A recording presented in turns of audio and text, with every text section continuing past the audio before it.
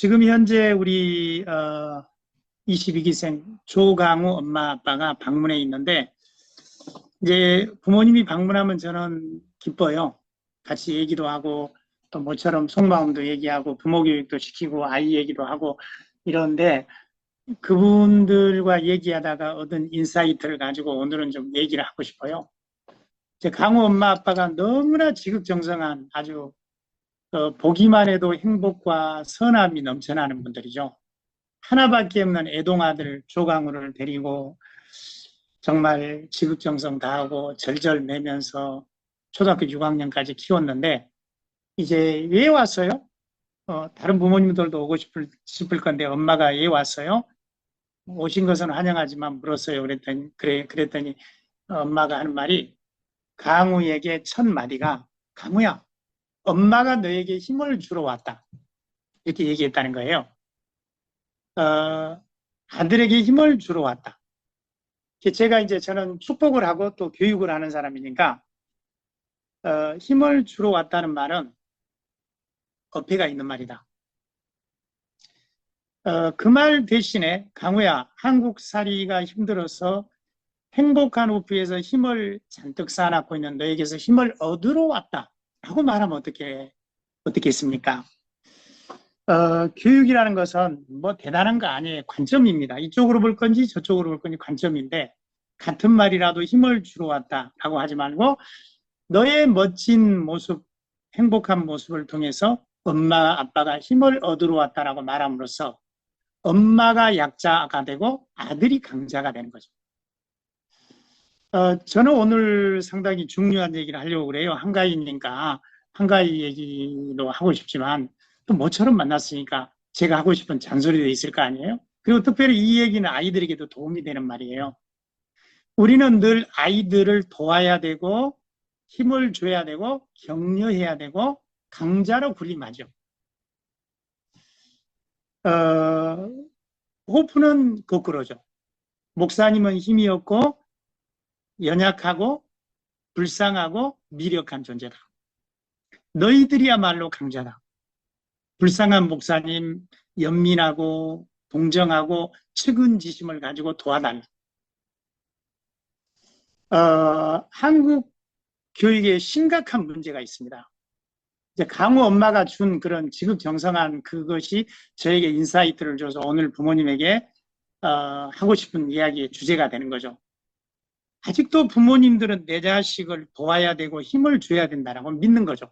그것이 아이들을 무기력하게 하고 힘들게 한다는 사실조차도 전혀 모르고, 사랑이란 이름으로 너를 위해서 하는 거야, 사랑하기 때문에 하는 거야, 너 잘 되라고 하는 거야, 엄마가 도와주니까 엄마의 도움을 믿고 지름길로 좀 가라.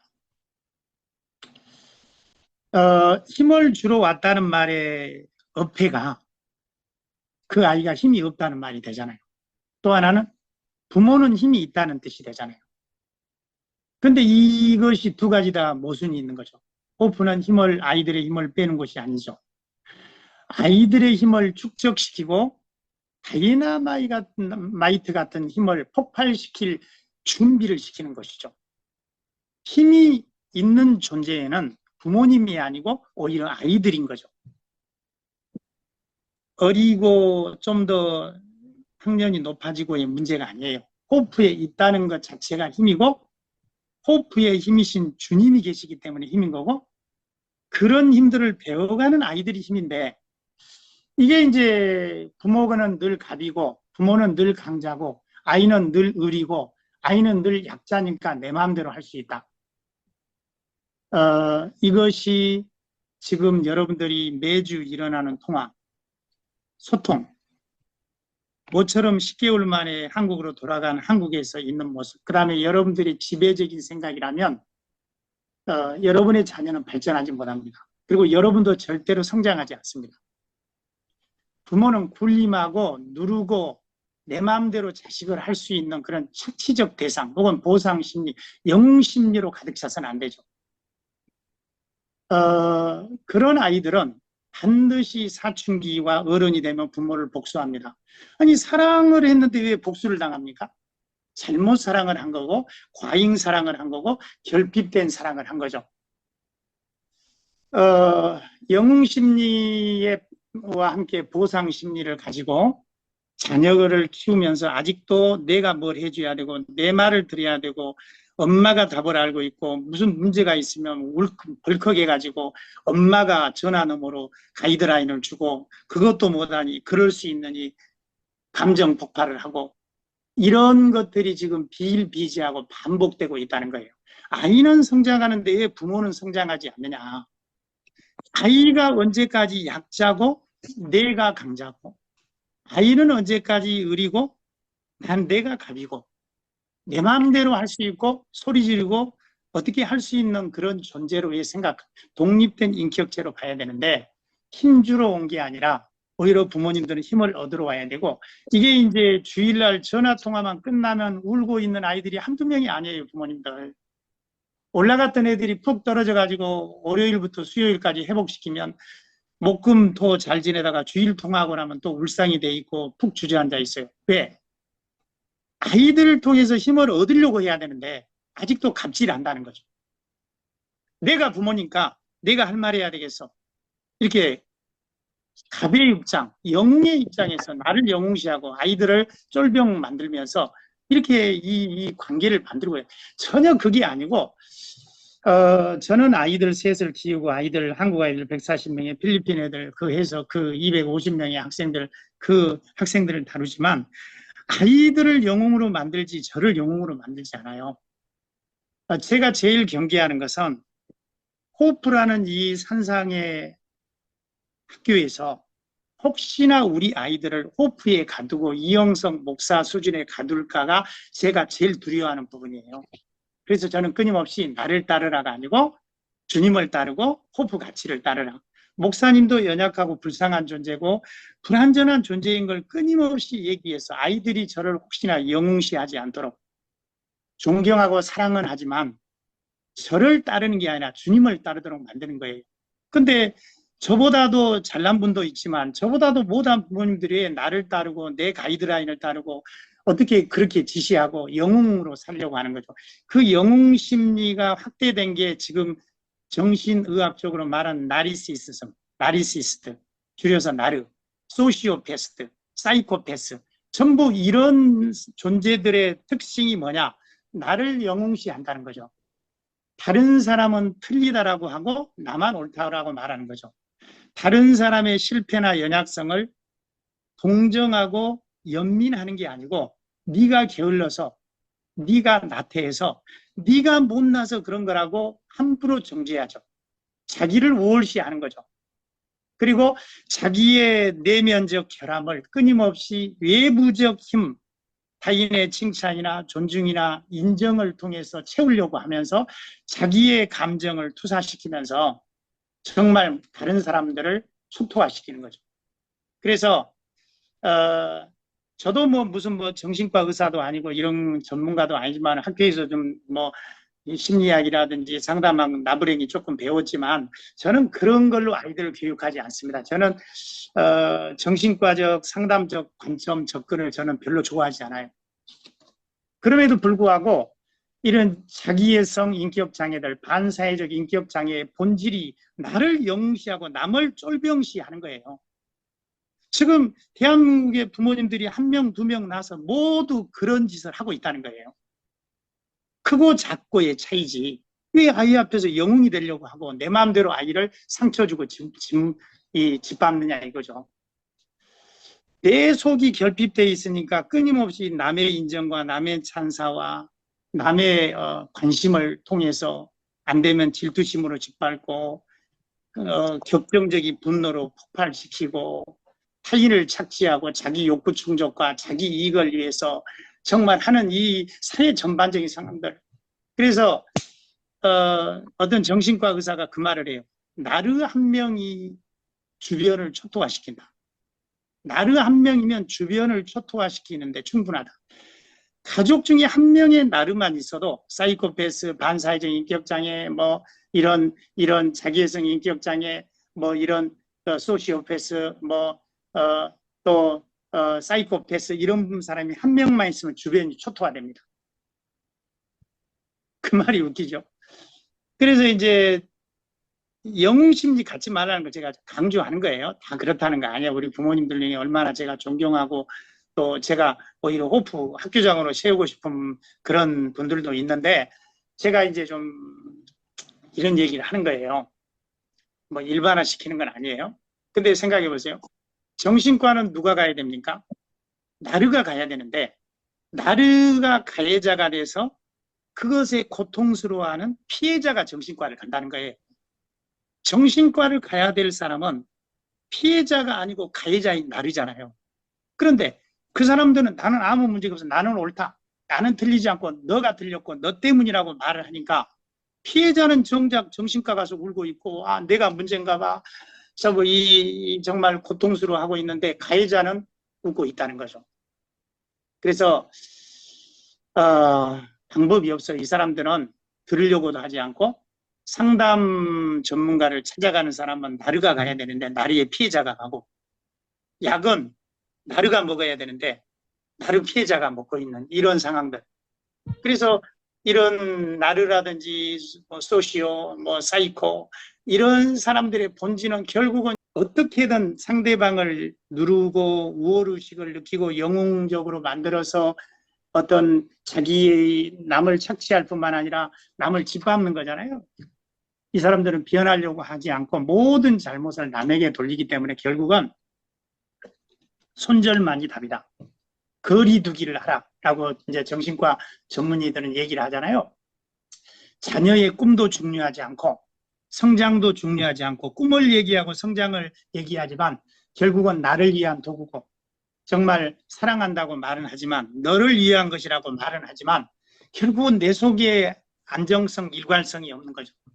기분 따라서 잘할 때는 간이고 간이라도 빼주고 하다가 이런 아이들 밑에서 이런 부모님들 밑에서 아이들이 고통당하고 그런 아이들이 또 다른 제2의 나르가 돼서 우리 주변이 나르로 가득 차 있다.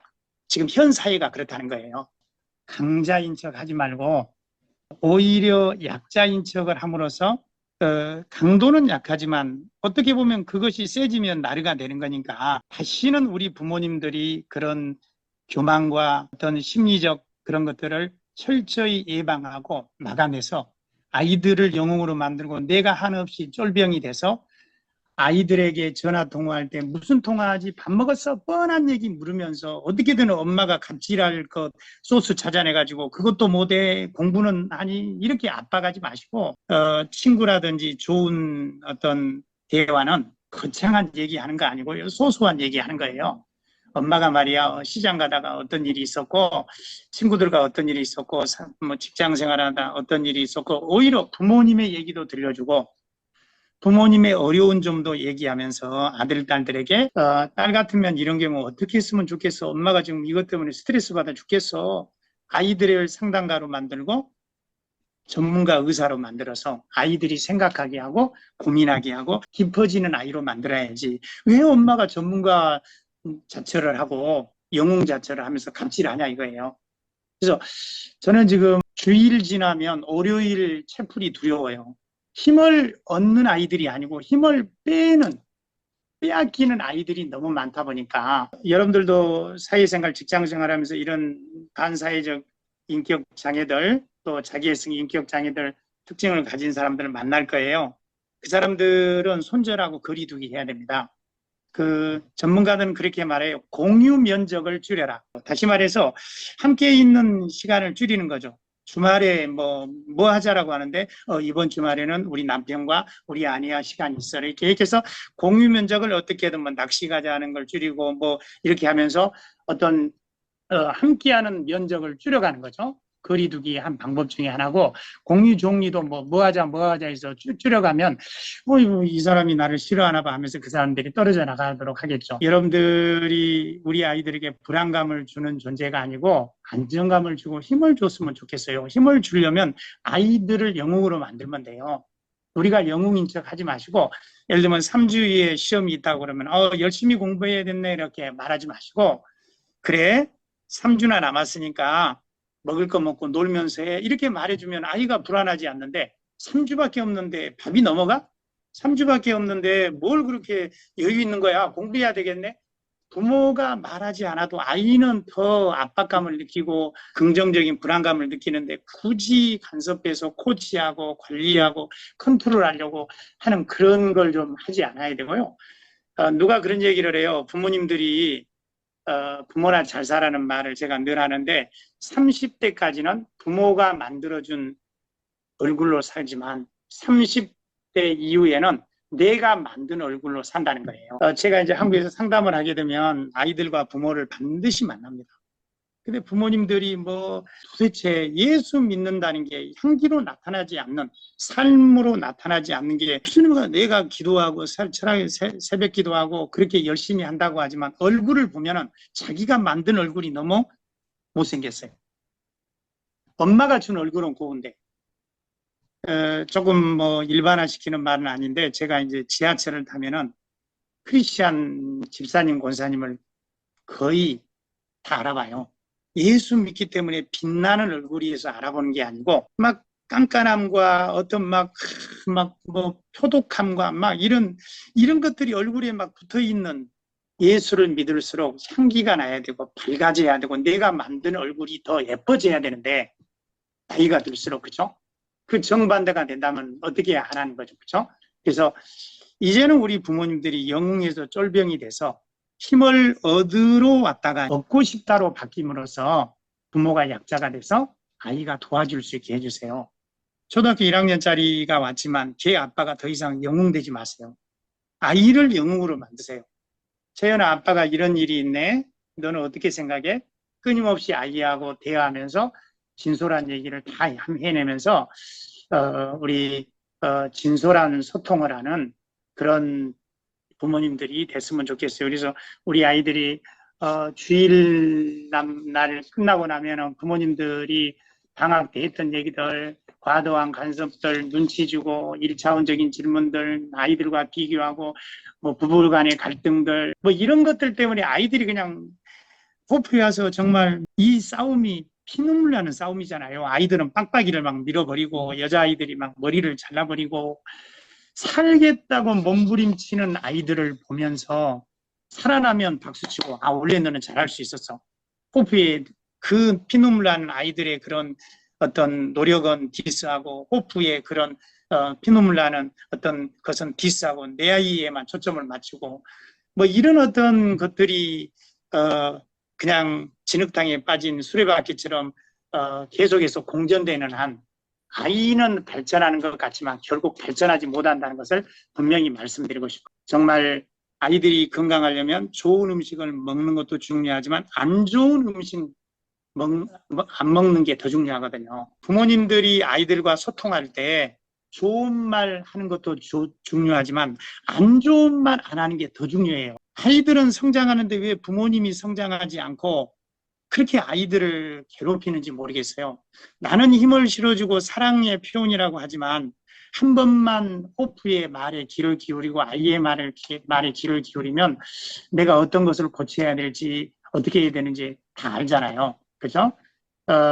그래서 아이에게 끊임없이 진솔한 얘기를 하고 부모님 스토리를 많이 얘기하세요. 아이 스토리를 얘기하고 아이가 좀 잘하는 것에 희비 애락하지 마시고 일희일비하지 마시고 부모님들이 좀 성장해 줘야 되겠다.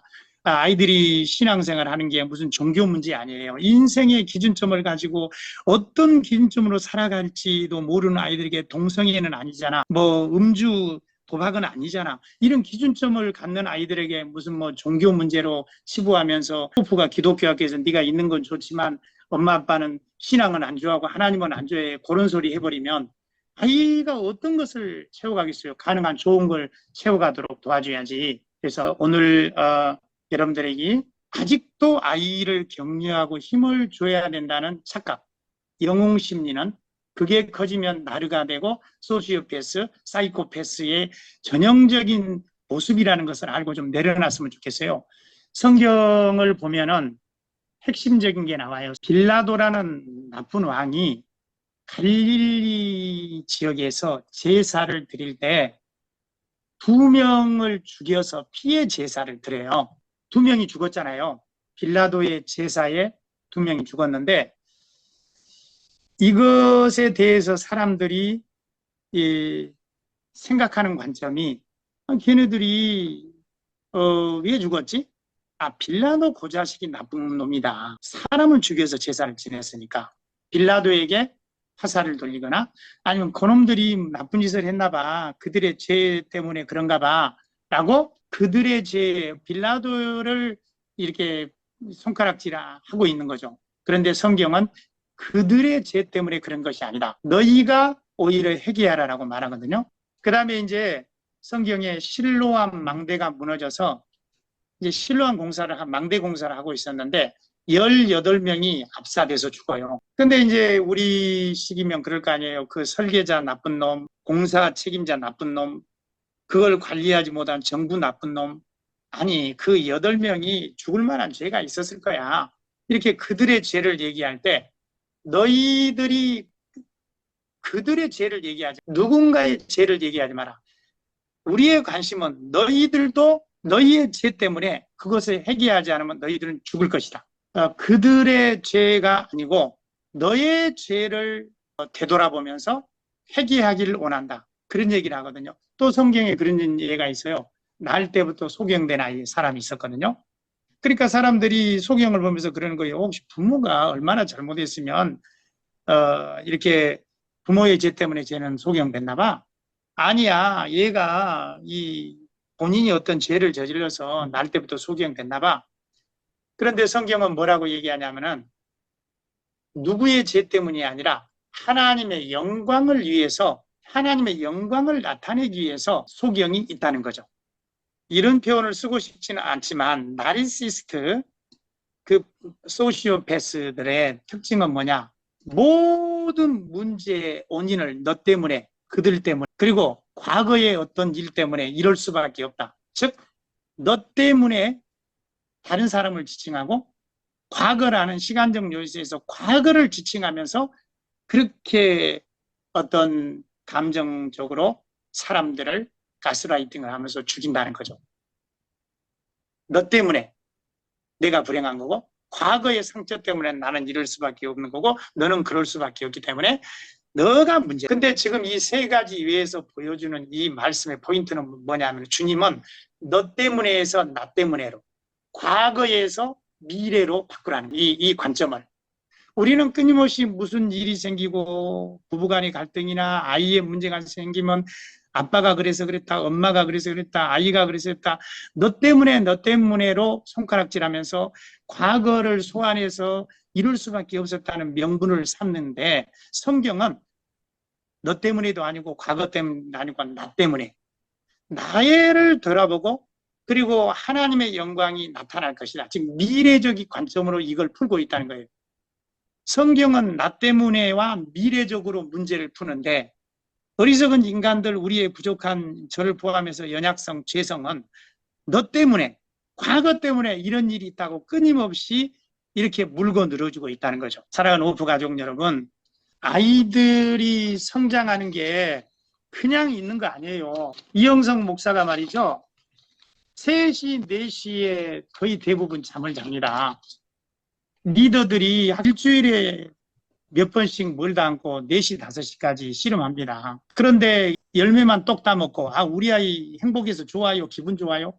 이런 1차원적인 얘기하지 마세요. 내 아이를 보고 뭐 잘하니까 좋고 못하면 나쁘고 이게 아니고 호프 가치를 보시고 호프를 이끄시는 주님을 보시고 그리고 그 호프 속에서 내 아이를 돕고 함께 어울려가지고 호프 공동체 속에 눈물 나는 과정을 보시고 정말 당연히 여기지 마시고 감사하시고 그리고 그 아이들이 성장이 지속적이고 일괄적으로 이루어지도록 전화나 소통이나 어떤 걸 할 때 제발 좀 아이들 좀 괴롭히지 마세요. 영웅되지 마세요. 강자되지 마세요. 갑질하지 마세요. 제가 이 얘기를 하면은 이제 혹시나 불편한 부모님도 계실지 모르는데 잘하는 분도 계시니까요.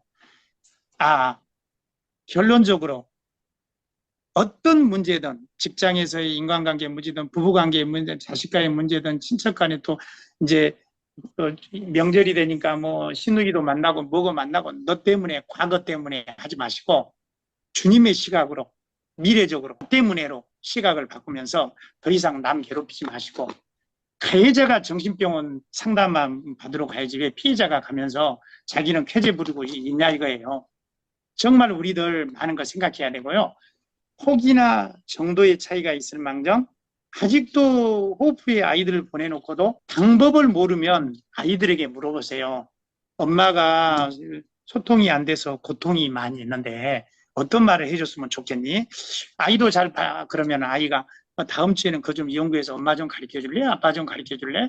이렇게 좀 발전적이면서 아이를 주인공으로 세우고 영웅으로 세움으로써 나이 여부를 떠나서 호프의 모든 아이들은 영웅이고 호프의 모든 아이들은 무한한 가능성을 가진 아이들이고 저는 그렇게 보는데 정작 자기 친엄마 친아빠는 왜 아이들을 그렇게 하냐 이거예요. 내가 스크러치 내놓고 아이들은 겨우 해보겠는데 왜 또 컨택을 해가지고 아이를 힘들게 하느냐 이거예요. 추석이 되었습니다. 한가위 때 여러분들이 잘하고 있는 부모님들은 제가 했던 메시지를 친척들에게 꼭 전파해 주세요. 이영석 목사가 말이지 희한한 소리를 하되 갑질하지 말고 영웅시 하지 말라고 그것이 어떤 나리의 출발점이고 이미 나는 나리의 중증 고증인지 모르겠다. 당신도 그러지 않느냐 조카들 얘기도 해주시면서 잘 하시는 분은 가르쳐 주시고 못 하시는 분은 한번 생각해 보십시다.